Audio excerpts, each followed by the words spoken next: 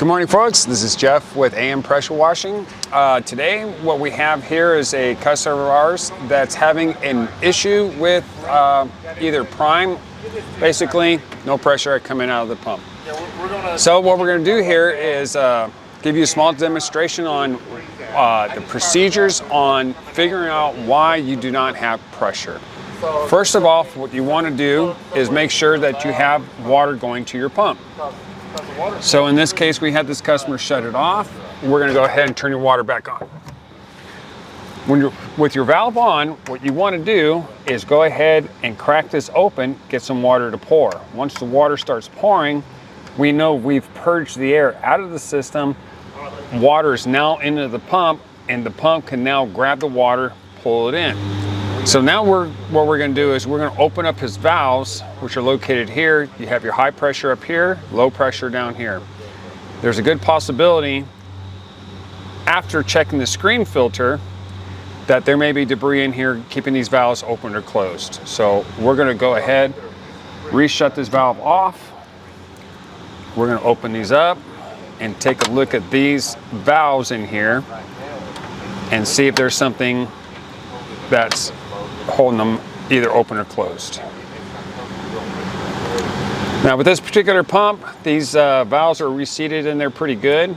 You will need to pry them out, but you got to do it carefully. They are a little brittle. So what we're going to do is we're going to remove these plastic valves that you see here. Now these are just the casings. What you'll find in there is a spring. You'll find a seat and a dish, and that's what actually causes this pump to work. So water comes in, the dish opens, allow water coming in, and as the piston goes back, it closes it, opens these, water transfers from here to here, obviously because you cannot compress water. You can't use air to blow them out, Joe? No. No, because there's a big hole right in the middle of them. If you do pull your valve apart, what you want to do is take your capture right here, your plastic capture, put your spring back in it, right in the center. Take your dish, turn it upside down. It's like a plate almost. Turn your plate upside down, put that in there. Then take your race, put it on top. This one appears to be opening and closing properly. You can tell by the gap here. And another good thing to do is just blow through it. Make sure you can't blow through it unless you put extreme pressure. Valve is good. We actually have two of these that are broken because this should be like that. And this one was like that. So you can see the difference in the height. You can see this one's tall, just about as high as the capture. This one's way down here, telling us that there's some pieces missing. Yep, that's definitely going to be a problem. I'm putting these valves back because we've inspected them and they're in great shape.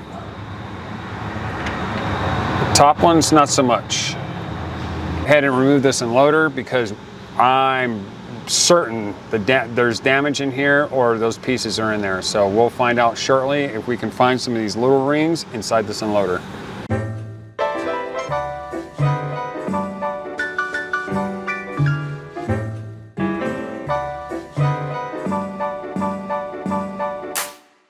In there. Let me get my little pointer.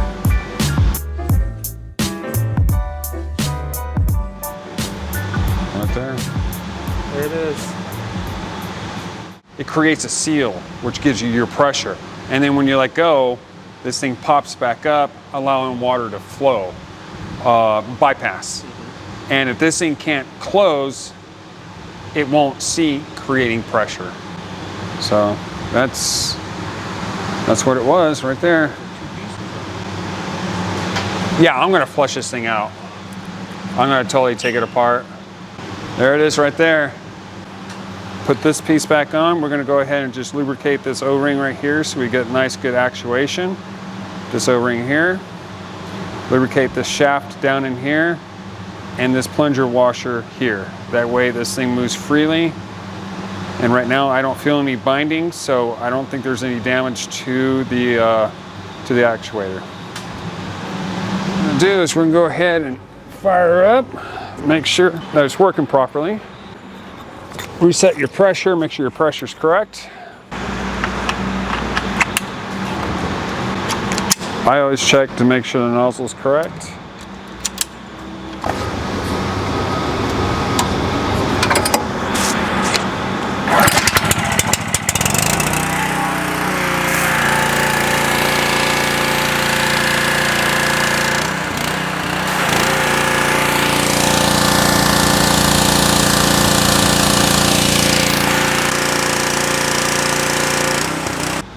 Okay folks, so what we found was true. We had a couple of bad springs inside of our valves. The springs got into the unloader, kept the unloader from working properly. Hence, no pressure. Once we replaced the valves and cleared the unloader with the debris that was in there, it's now working properly.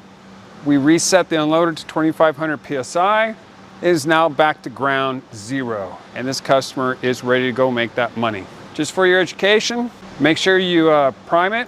Make sure you pull the air out of it. You get some drips on the bottom. Once you do that, go ahead and hook it up. Fire it up. If you still don't have pressure, you want to check your valves. Make sure your valves don't have any debris. So that wraps it up, folks. We're ready to go. This customer's ready to get back to his job. We'll see you next time. 2 pieces.